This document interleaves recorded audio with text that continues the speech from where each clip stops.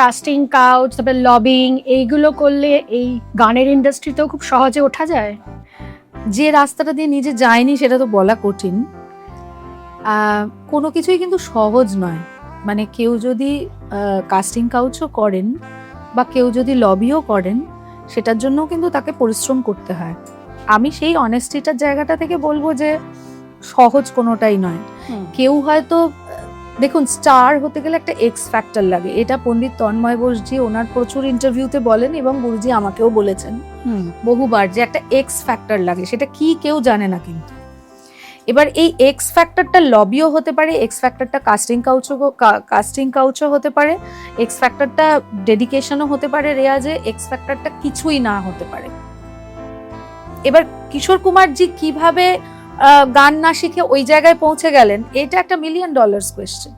সুতরাং nothing is easy in this world. যেটা আপনি করছেন আপনাকে সেটাতে ফোকাস থাকতে হবে। লবিও যদি করেন, you have to be very dedicated about it. সুতরাং নাথিং ইজ ইজি।